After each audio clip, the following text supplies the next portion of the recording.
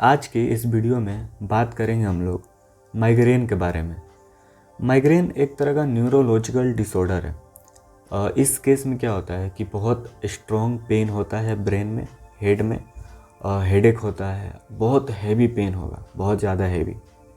और किसी किसी पेशेंट में क्या होता है कि ये जो माइग्रेन पेन है ये हेड के मतलब ब्रेन के सिर्फ एक हिस्से में होता है, मतलब इधर होगा नहीं तो इधर होगा। और किसी किसी पेशेंट में दोनों साइड ही पेन होता है। और इस केस में पेन मैक्सिमम फ्रंटल एरिया में होता है। जैसे कि अगर इस साइड हो रहा है पेन, इस एरिया में ब्रेन के एक हिस्से में, तो वो पेन इधर फ्रंटल एरिया में ज़्यादा होगा। और ये ओक्यूलर एरिया तक भी जाता है, जैसे कान के अगल बगल में आसपास में ये पेन फैल जाएगा, नहीं तो नेक में भी ये पेन जा सकता है। तो फ्रंटल और ओक्यूलर एरिया में ये पेन मैक्सिमम होता है। अब क्या होता है कि ये जो पेन है, माइग्रेन पेन, ये इतना ज़्यादा हैवी होता है कि आप कोई भी फिजिकल एक्टिविटी नहीं कर पाएंगे, मतलब कर ही नहीं सकते हैं, इतना हैवी पेन होता है। आपको चक्कर आने लगेगा, आप गिर जाइएगा और आपको कुछ करने का, कोई भी चीज़ करने का मन नहीं करेगा। जैसे अगर आपको बाइक चलाना है तो बाइक नहीं चला पाइएगा, कुकिंग नहीं कर पाइएगा, वॉकिंग नहीं कर पाइएगा, पढ़ नहीं पाइएगा, स्टडी नहीं कर पाइएगा। अब क्या होता है कि आपको बस लेट जाने का मन करेगा, बैठ जाने का मन करेगा, खड़ा हो ही नहीं सकते, इतना हैवी पेन होता है। और ज़्यादा ये जो माइग्रेन पेन है ये 4 घंटा से लेकर 72 घंटा तक कंटिन्यूअस हो सकता है, इतना हैवी पेन है। अगर इसका सिम्टम्स का बात करें तो जैसे कि नोजिया होगा, तो नोजिया का मतलब होता है फीलिंग ऑफ वोमिटिंग, मतलब आपको उल्टी जैसा लगेगा लेकिन उल्टी होगा नहीं। और वोमिटिंग भी होता है माइग्रेन पेन में। अब सेंसिटिविटी टू लाइट, पेशेंट एकदम लाइट से सेंसिटिव हो जाएगा, साउंड से भी सेंसिटिव हो जाएगा। और मूवमेंट होगा तब भी शुरू हो सकता है, डिजीनेस आएगा, लॉस ऑफ एपिटाइट हो जाएगा आदमी को, भूख ही नहीं लगेगा, भूख मर जाएगा, आँख एकदम लाल हो जाएगा, रेड आई, हार्ट रेट एकदम इंक्रीज हो जाएगा, इंक्रीज बीपी, और विजुअल डिस्टर्बेंस होगा, विजन में भी प्रॉब्लम आएगा। अगर इसका कॉजेज का बात करें तो जिस भी आदमी को माइग्रेन होता है उसके ब्रेन में चेंजेस होने की वजह से होता है, और नहीं तो जीन्स में चेंजेस होता है। जीन्स का मतलब होता है डीएनए का अगर एक टुकड़ा लेते हैं और वो टुकड़ा अगर प्रोटीन बनाने का कैपेबल हो तो उसको बोलते हैं जीन।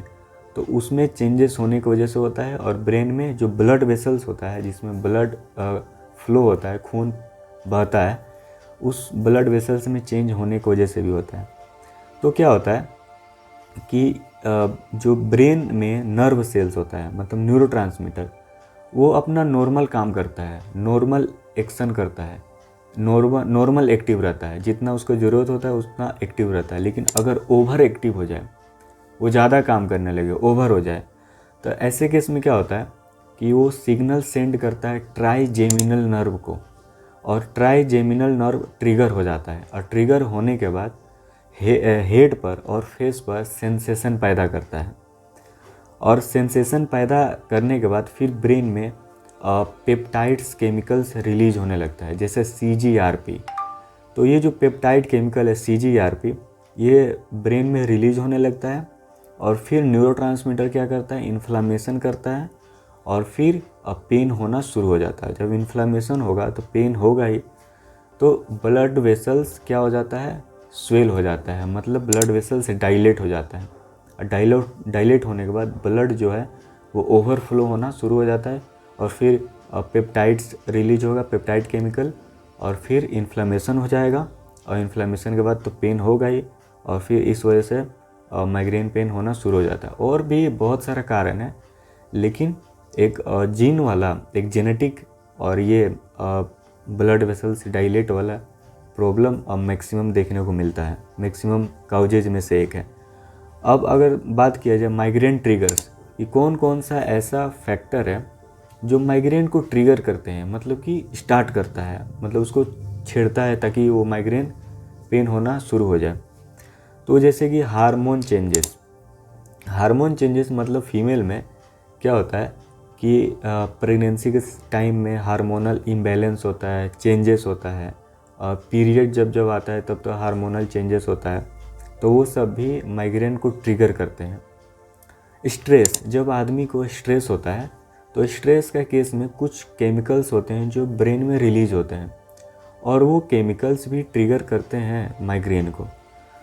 फूड का केस में देख सकते हैं, जैसे फूड जैसे कि फास्ट फूड हो गया, जंक फूड हो गया, वो सब भी ट्रिगर करते हैं माइग्रेन को।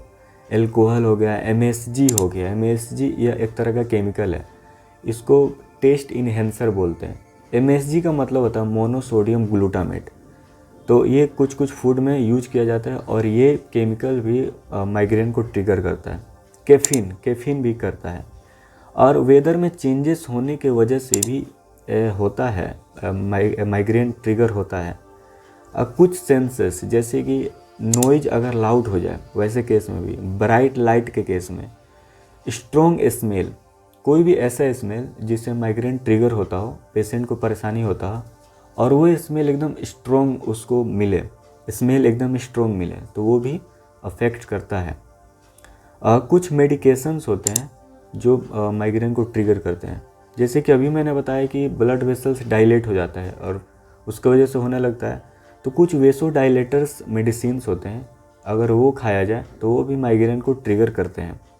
और कुछ होते हैं जैसे कि फिजिकल एक्टिविटी में अगर आप हैवी एक्सरसाइज करते हैं, हाई एक्सरसाइज, नॉर्मल नहीं, मतलब बहुत ज़्यादा एक्सरसाइज, और सेक्स करते हैं या फिर कोई ऐसा भारी सामान उठाते हैं या फिर वॉकिंग करते हैं, एकदम हेवी काम करते हैं, उस वैसे केस में भी माइग्रेन ट्रिगर होता है।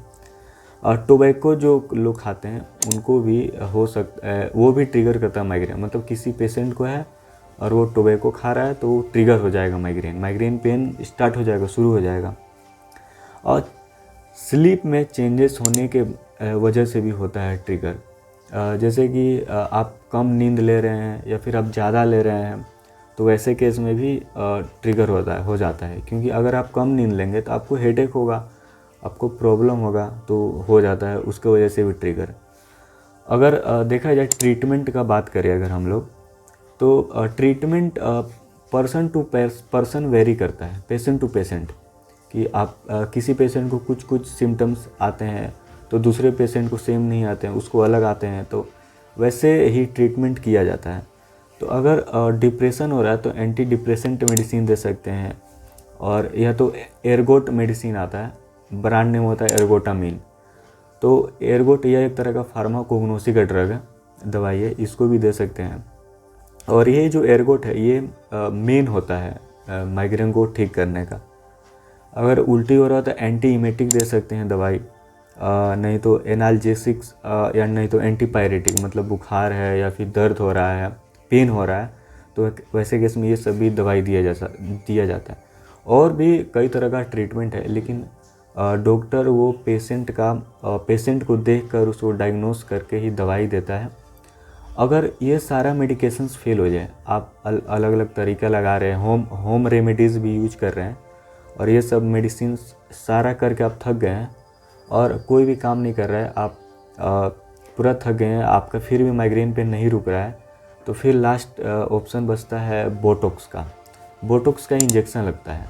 कि जैसे कि अगर यहाँ पेन हो रहा है तो यहाँ पे बोटॉक्स का लगेगा, यहाँ हो रहा है यहाँ लगेगा, यहाँ लगेगा, यहाँ लगेगा, मतलब कि बहुत ज़्यादा जगह बोटॉक्स का इंजेक्शन लगाया जाता है।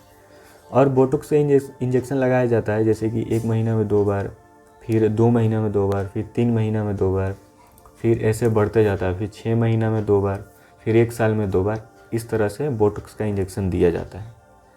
तो आज की इस वीडियो में बस इतना ही। फिर हम लोग नेक्स्ट वीडियो में बात करेंगे कोई दूसरा बीमारी या फिर मेडिसिन्स को लेकर, कोई भी टॉपिक को लेकर। अगर आपको किसी टॉपिक का, कोई भी मेडिसिन्स के बारे में जानना है या बीमारी के बारे में जानना है तो आप कमेंट में ज़रूर बताइए।